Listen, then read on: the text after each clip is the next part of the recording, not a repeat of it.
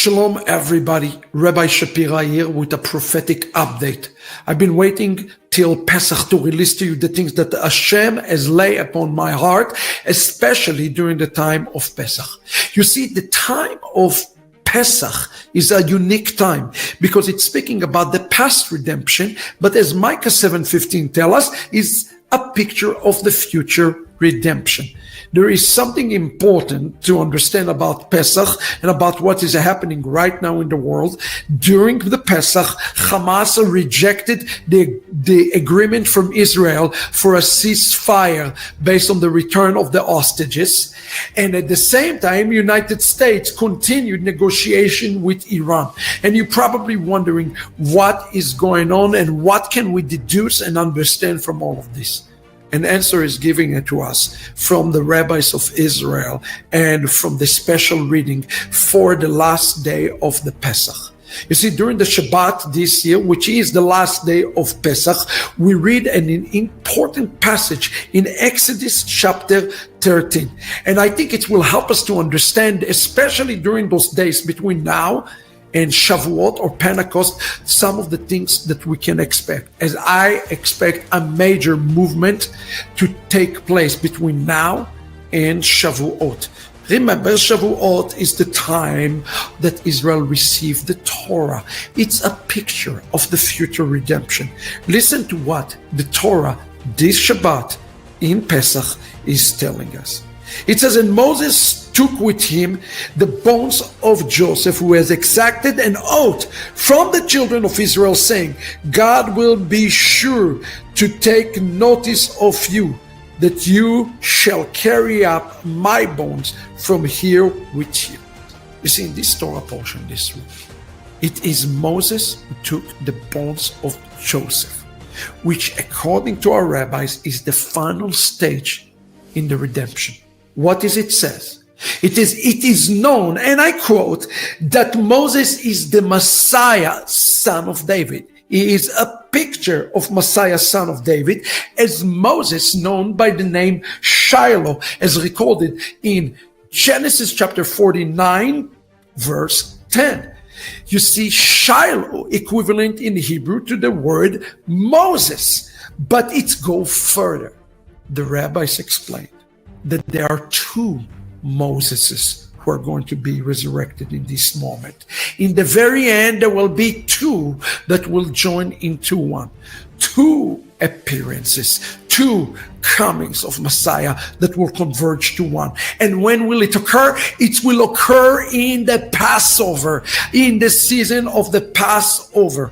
Listen to this. Moses in the secret has another name. His name is Joseph. And it is says in the Torah portion that Moses is taking the bones of Joseph. Therefore, we can deduce that Moses, meaning Messiah, son of David, is a picture of two Messiahs which will converge into one Messiah. One called Messiah, son of David, and one who is called Messiah, son of Joseph. The reason that Moses has taken the bones of Joseph is because in the last days, the two Messiahs will become one. The two appearances will become as one appearances. Now pay attention to what the Torah is telling us.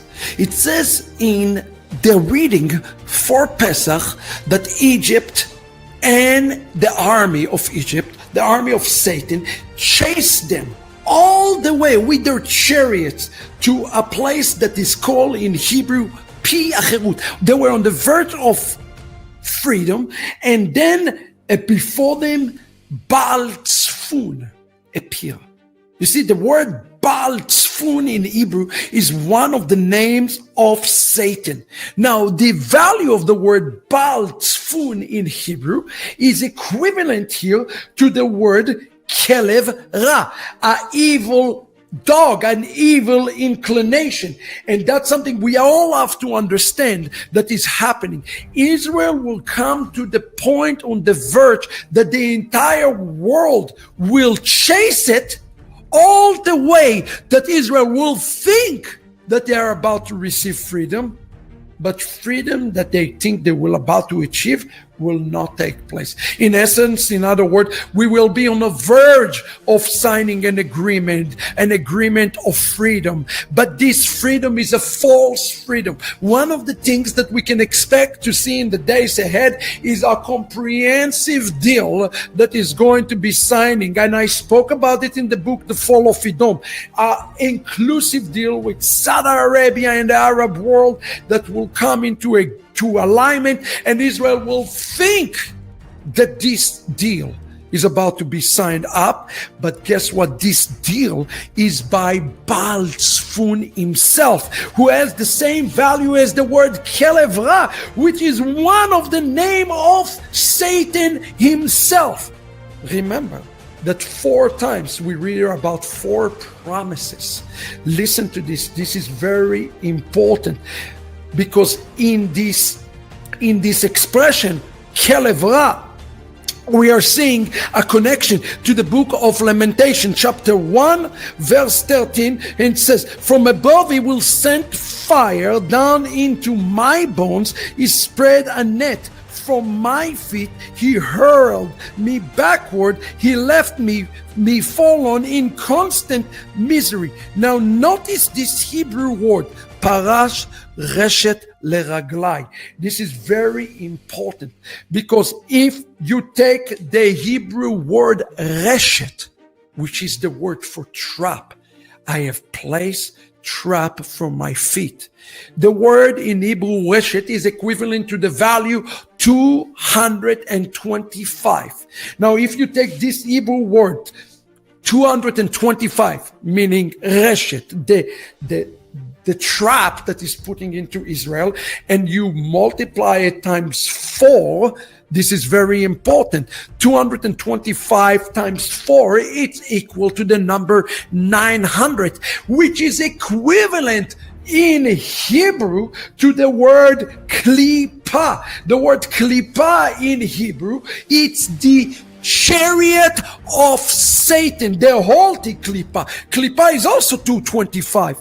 4 exiles, 4 klipot, leading us to the klipot of Satan himself, the 4 forces of evil. What is put in place right now, friends, before us is the 4 nets. The 4th net is the net of Edom that is put before Israel right now, and we have to understand what it is mean. It says here in the book of Lamentation, chapter 1, verse 13, that a net is putting under the feet of Israel.